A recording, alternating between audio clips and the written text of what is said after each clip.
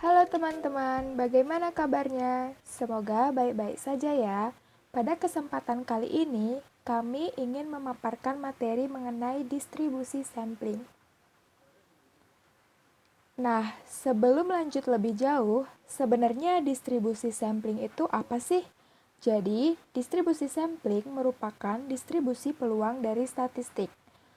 Lantas, apa itu distribusi peluang dan statistik? Distribusi peluang merupakan fungsi yang menghubungkan antara nilai peubah acak dengan bilangan real atau nilai peluangnya. Sedangkan statistik merupakan karakteristik dari suatu sampel, di mana karakteristik yang dimaksud tersebut ialah mean, median, modus, standar deviasi, dan variansi.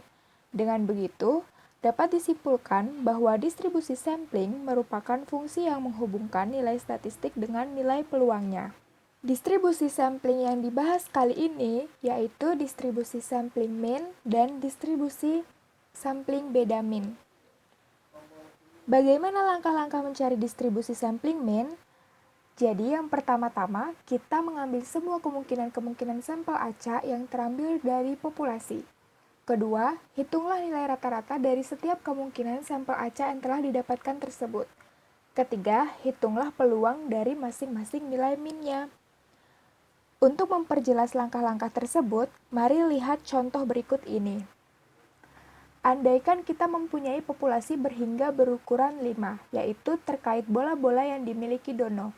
Dono memiliki 5 bola dengan ukuran yang berbeda-beda. Ukuran diameter bola A adalah 30 cm, bola B adalah 26 cm, bola C adalah 22 cm, bola D adalah 18 cm, dan bola E adalah 14 cm.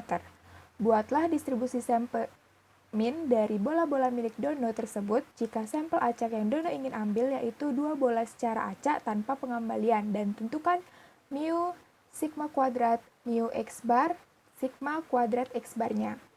Kita tulis terlebih dahulu apa yang diketahui dalam soal.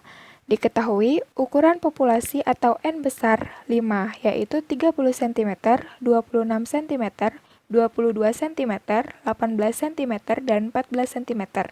Diketahui juga ukuran sampel atau N kecil yaitu 2, diambil tanpa pengembalian. Ditanya distribusi sampel mean, mu, sigma kuadrat, mu x bar, dan sigma kuadrat x barnya. Seperti yang sudah disinggung sebelumnya, langkah pertama yang kita lakukan dalam permasalahan distribusi sampling mean yaitu kita mengambil semua kemungkinan-kemungkinan sampel acak berukuran 2 yang terambil dari populasi, di mana populasinya yaitu 30, 26, 22, 18, dan 14, dan sampel tersebut diambil tanpa pengembalian. Maka kita dapatkan kemungkinan-kemungkinan seperti tabel berikut. Ingat tanpa pengembalian ya teman-teman. Jadi ketika bola dengan ukuran diameter 30 cm sudah terambil, maka kemungkinan yang terambil setelahnya yaitu hanya bola dengan ukuran diameter 26 cm, 22 cm, 18 cm, dan 14 cm saja. Begitu juga seterusnya. Total kemungkinannya ada 20 ya. Jika hendak mengecek perhitungannya, teman-teman dapat menggunakan filling slot dengan 2 slot, di mana slot pertama berisi 5 karena awalnya terdapat 5 bola, dan slot kedua diisi dengan 4 karena tanpa pengembalian. Setelah mendapat semua kemungkinan, langkah kedua yaitu hitunglah nilai rata-rata dari setiap kemungkinan sampel acak yang telah didapatkan tersebut. Untuk nomor pertama, kemungkinan sampelnya yaitu 30 dan 26. Jadi, min-nya didapatkan dengan menjumlahkan kedua sampel tersebut dan membaginya dengan 2 karena hanya terdapat 2 sampel. Begitu juga dengan seterusnya. Setelah mendapat nilai rata-rata dari setiap kemungkinannya, langkah ketiga yaitu hitunglah peluang dari masing-masing nilai min-nya. Dapat dilihat, peluang-peluangnya sudah ditulis dalam kolom sebelah kanan. Untuk nilai min 16, didapatkan peluangnya 2/20, karena peluang munculnya nilai min 16 adalah 2 dari 20 kemungkinan. Begitu juga seterusnya. Untuk tahu berapa jumlah kemungkinan-kemungkinannya, teman-teman dapat melihat tabel sebelumnya ya. Setelah melakukan ketiga langkah tersebut, maka sudah didapatkan distribusi sampling min-nya seperti berikut. Seperti pengertiannya, distribusi sampling ialah fungsi yang menghubungkan nilai statistik dengan nilai peluangnya. Nilai statistik bisa berupa nilai min, modus, dan lain-lain.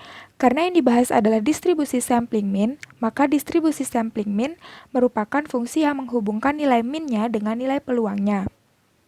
Selain distribusi sampling min, pada soal juga ditanyakan mu, sigma kuadrat, mu x bar, dan sigma kuadrat x barnya. Mu sama saja dengan min dari populasi, dapat dicari dengan rumus sebagai berikut. Menjumlahkan hasil perkalian dari x dan fx-nya. Ingat populasinya ada 5, yaitu 30, 26, 22, 18, dan 14. Lalu fx-nya atau peluangnya yaitu masing-masing 1/5 karena tidak ada nilai x yang sama dan totalnya 5. Jadi peluang masing-masing nilai x yaitu 1/5. Dengan begitu, min dari populasi dapat dicari dengan mengalihkan 30 dengan 1/5 ditambah 26 dikali dengan 1/5 sampai seterusnya. Didapatkan mu-nya 22. Untuk sigma kuadrat, sama saja dengan variansi dari populasi. Dapat dicari dengan rumus sebagai berikut. Karena masih sama-sama dari populasi, maka informasi mengenai x dan fx-nya masih sama dengan kasus dalam mencari mu tadi. Mu dalam rumus variansi dari populasi adalah mu yang dicari sebelumnya, min dari populasi juga, yaitu 22 tersebut. Dengan begitu, variansi dapat dicari dengan mengurangkan 30 dengan mu-nya yaitu 22, lalu dikuadratkan, kemudian dikali dengan 1/5, begitu juga dengan seterusnya. Nah, untuk mu x bar, rumusnya hampir sama dengan mu x, hanya bedanya, rumus yang awalnya x diganti dengan x bar. Mu x bar sama artinya dengan min dari semua min sampel acak yang diambil tanpa pengembalian. Jadi, kita menggunakan informasi dari tabel distribusi sampling min. Masih ingatkah teman-teman? Hasil min dari semua kemungkinannya ialah 16, 18, 20, 22, 24, 26, dan 28. Bagaimana dengan fx barnya? Berarti kita mengambil informasi dari peluang-peluang hasil min dari semua kemungkinan tersebut. 16 peluangnya 2/20, 18 peluangnya 2/20, dan seterusnya. Dengan begitu, didapatkan nilai mu x barnya ialah 22. Sedangkan untuk sigma kuadrat x bar, rumusnya juga hampir sama dengan sigma kuadrat, hanya bedanya rumus yang awalnya x diganti dengan x bar. Sigma kuadrat x bar sama artinya dengan variansi dari semua min sampel acak yang diambil tanpa pengembalian. Informasi yang digunakan tersebut masih sama dengan mu x bar, yaitu dengan tabel distribusi sampling min. Mu x bar dalam rumus tersebut ialah mu x bar yang barusan kita dapatkan, berada pada sebelah kiri yaitu 22. Dengan begitu didapatkan nilai sigma kuadrat x barnya ialah 12. Selanjutnya kita akan belajar distribusi sampling beda min. Bagaimana langkah-langkah mencari distribusi sampling beda min? Pertama-tama kita mengambil semua kemungkinan-kemungkinan sampel acak pertama yang terambil dari populasi pertama. Kedua, hitunglah nilai rata-rata dari setiap kemungkinan sampel acak yang telah didapatkan tersebut. Ketiga, kita mengambil semua kemungkinan-kemungkinan sampel acak kedua yang terambil dari populasi kedua. Keempat, hitunglah nilai rata-rata dari setiap kemungkinan sampel acak yang telah didapatkan tersebut. Pada langkah 3 ya maksudnya teman-teman. Lalu langkah kelima, kurangkan nilai rata-rata dari sampel acak yang diperoleh dari populasi pertama dan kedua. Lalu yang terakhir, yaitu hitunglah peluang dari setiap nilai rata-rata pada langkah kelima. Untuk memperjelas langkah-langkah tersebut, perhatikan contoh berikut. Andaikan kita mempunyai dua populasi mengenai dua kelompok belajar, yaitu kelompok belajar A dan kelompok belajar B. Kelompok belajar A belajar dengan gaya belajar auditori, sedangkan kelompok belajar B menggunakan gaya belajar visual. Kelompok belajar A terdiri dari 5 anak, yaitu Ani, Ina, Ratna, Tono, dan Edi. Kelompok B terdiri dari 4 anak, yaitu Nana, Dewi, Dimas, dan Budi. Pada saat ulangan matematika, Ani, Ina, Ratna, Tono, dan Edi berturut-turut mendapatkan nilai 72, 74, 76, 78, dan 80. Sedangkan Nana, Dewi, Dimas dan Budi mendapatkan nilai 77, 78, 79, dan 80. Buatlah distribusi sampling beda 2 min dari kelompok belajar A yang belajar dengan gaya belajar auditori dan kelompok belajar B yang belajar dengan gaya belajar visual. Jika sampel yang diambil dari kelompok A berukuran 2 tanpa pengembalian dan sampel yang diambil dari kelompok B berukuran 2 dengan pengembalian. Jadi, bedanya distribusi sampling min dengan beda min ialah terletak pada jumlah populasinya. Kalau distribusi sampling min terdapat satu populasi, sedangkan beda min terdapat dua populasi. Kita tulis yang diketahui dulu ya. Yang diketahui yaitu yang pertama, populasi pertama berukuran 5, yaitu 72, 74, 76, 78, dan 80. Lalu yang kedua, populasi kedua berukuran 4, yaitu 77, 78, 79, dan 80. Diketahui juga ukuran sampel yang pertama, yaitu 2, diambil tanpa pengembalian. Bisa disimbolkan dengan N kecil 1. Dan yang terakhir diketahui yaitu ukuran sampel kedua, yaitu 2 diambil dengan pengembalian atau dapat disimbolkan dengan N kecil 2. Lalu ditanya distribusi sampel beda min. Penyelesaiannya ialah seperti berikut. Langkah pertama ialah kita mengambil semua kemungkinan-kemungkinan sampel acak pertama berukuran 2 yang terambil dari populasi pertama tanpa pengembalian. Populasi pertama yaitu 72, 74, 76, 78, dan 80. Sama halnya dengan permasalahan pada distribusi sampling min, perlu diingat bahwa sampel yang diambil dilakukan tanpa pengembalian ya teman-teman.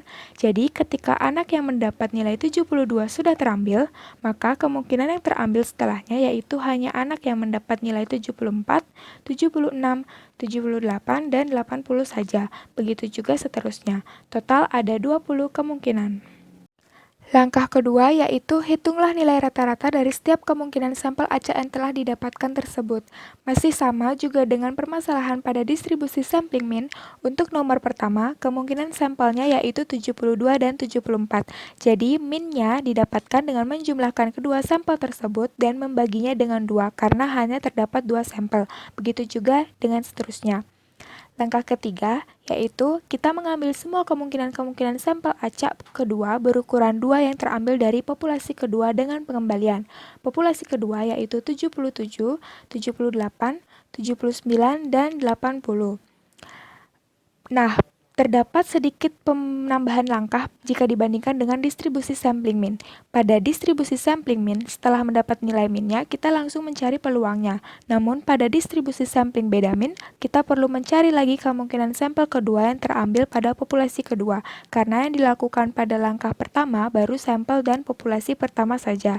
Caranya masih sama, karena populasinya berukuran 4 dan sampel yang diambil berukuran 2, maka total kemungkinannya 16 ya teman-teman. Setelah mendapat semua kemungkinan-kemungkinannya, kita mencari nilai minnya. Caranya pun masih sama dengan cara-cara biasanya yang sudah disinggung di slide sebelumnya. Selanjutnya, kita mengurangkan nilai min dari sampel acak yang diperoleh dari populasi pertama dengan populasi kedua. Didapatkan tabel seperti ini. Jangan sampai kebalik dalam mengurangkan ya, karena bisa saja pada soal yang diminta ialah sampel acak yang diperoleh dari populasi kedua dikurang dengan populasi pertama. Namun pada kasus ini, kita mengurangkan populasi pertama dengan populasi kedua. Setelah itu, baru kita mencari peluangnya dari hasil pengurangan tersebut. Bisa teman-teman simak kembali tabel sebelumnya. Untuk nilai beda minnya negatif 7 didapatkan peluangnya 2/320 karena peluang munculnya nilai beda minnya negatif 7 ialah 2 dari 320 kemungkinan. Begitu juga seterusnya. Nah, setelah mendapat peluangnya, maka sudah didapatkan distribusi sampling beda minnya seperti berikut. Seperti pengertiannya, distribusi sampling ialah distribusi yang menghubungkan nilai statistik dengan nilai peluangnya. Nilai statistik bisa berupa nilai min, modus, dan lain-lain. Karena yang dibahas ialah distribusi sampling beda min, maka distribusi sampling beda min merupakan fungsi yang menghubungkan nilai min dengan nilai peluangnya, di mana nilai min tersebut ialah hasil pengurangan sampel acak yang diperoleh dari populasi pertama dengan populasi kedua. Mengingat distribusi sampling bisa disajikan dalam bentuk diagram, maka jika kita perhatikan distribusi sampling min dan distribusi sampling beda min yang sudah kita dapatkan tadi, Jika digambarkan dalam bentuk diagram, maka diagram tersebut akan menyerupai bentuk lonceng, sehingga diagram tersebut dapat dikatakan hampir menyerupai distribusi normal. Baik teman-teman, kita telah membahas distribusi sampling dengan sampel yang berhingga. Kemudian, bagaimana jika sampel yang akan dihitung sangat besar? Apakah teman-teman yakin akan menggunakan cara manual seperti sebelumnya? Oleh sebab itu, sekarang kita akan membahas teorema limit pusat atau dapat disebut juga dengan central limit theorem. Nah, apa itu teorema limit pusat? Mari kita bahas. Teorema limit pusat.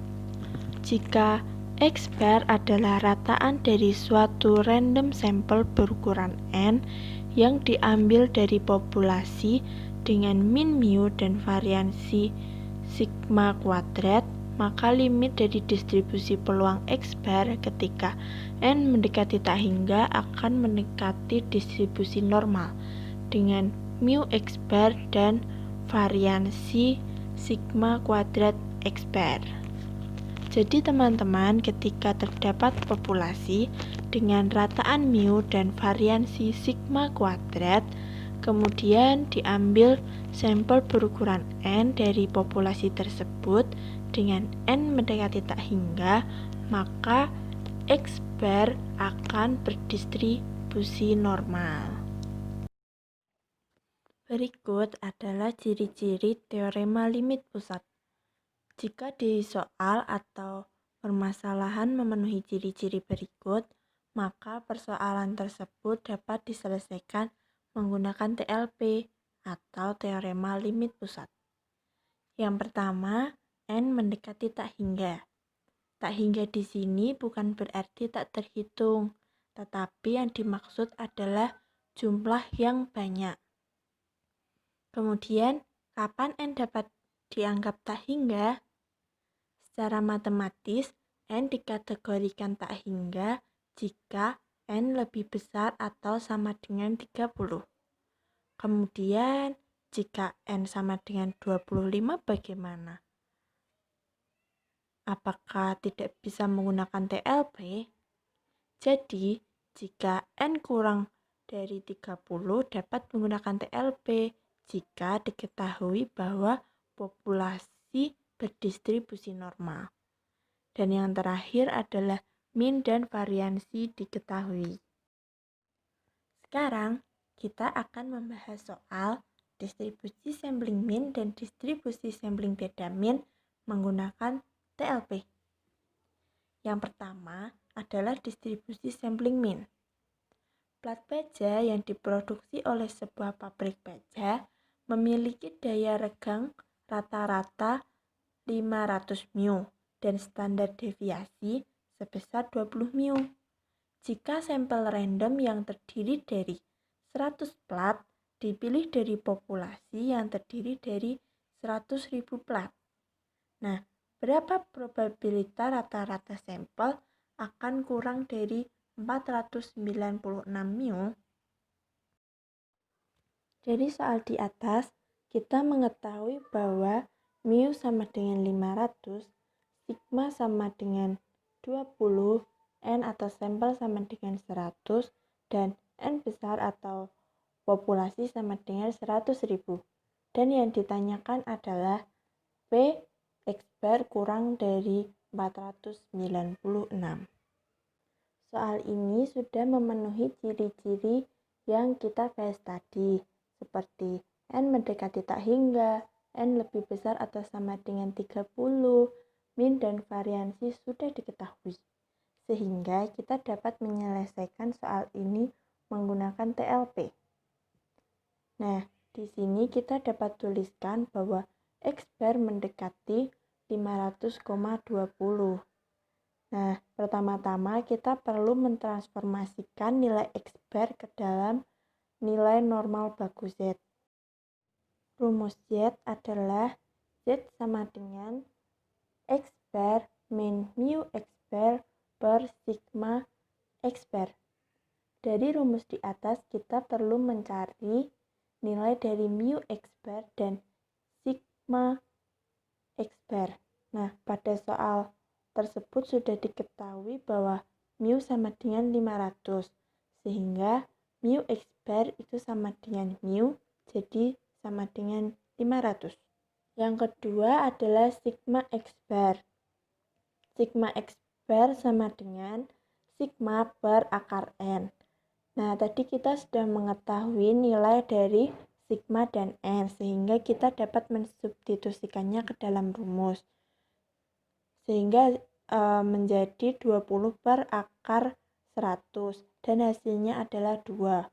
Kemudian kita substitusikan mu X bar dan sigma X bar ke dalam rumus Z, sehingga menjadi Z sama dengan X bar min mu X bar per sigma X bar sama dengan 496 dikurangi 500 per 2, dan hasilnya adalah min 2. Sehingga P dari X bar kurang dari 496 sama dengan PZ kurang dari min 2. Karena tandanya kurang dari, maka daerahnya berada di sebelah kiri. Maka kita dapat langsung mencari di tabel distribusi normal Z, sehingga hasilnya adalah 0,0228. Yang kedua, kita akan membahas distribusi sampling beda min. Diketahui rata-rata IQ populasi mahasiswa Eropa sama dengan 125 dengan ragam 119. Sedangkan rata-rata IQ populasi mahasiswa Asia adalah 128 dengan ragam 181. Diasumsikan kedua populasi berukuran besar. Jika diambil 100 mahasiswa Eropa dan 100 mahasiswa Asia sebagai sampel, berapa peluang terdapat perbedaan IQ kedua kelompok akan kurang dari 2. Dari soal di atas diketahui bahwa populasi pertama yaitu mahasiswa Eropa rata-ratanya adalah 125. Nah, bisa kita beri nama mu 2. Kemudian ragam atau sigma kuadrat adalah 119. Nah, bisa kita beri nama sigma kuadrat 2 dengan sampel yaitu N2 sama dengan 100. Kemudian untuk populasi kedua yaitu mahasiswa Asia dengan rata-rata mu sama dengan 128. Bisa kita beri nama mu 1 dengan ragam atau sigma kuadrat sama dengan 181. Nah, ini bisa kita beri nama sigma kuadrat 1 dengan sampelnya adalah N1 sama dengan 100. Kemudian yang ditanyakan adalah P dari X bar 1 dikurangi X bar 2 kurang dari 2. Di sini kita akan mencari P dari X bar 1 dikurangi X bar 2 kurang dari 2. Maka kita perlu mengubah X bar 1 dikurangi X bar 2 ke dalam nilai normal baku Z. Rumus Z adalah Z sama dengan dalam kurung X bar 1 dikurangi X bar 2 dikurangi dalam kurung mu 1 dikurangi mu 2 per akar dari sigma kuadrat 1 per N1 ditambah sigma kuadrat 2 per N2.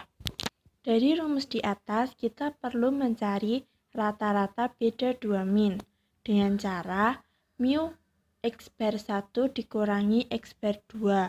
Ini dapat kita ubah menjadi mu 1 dikurangi mu 2. Maka hasilnya adalah 128 dikurangi 125 dan sama dengan 3.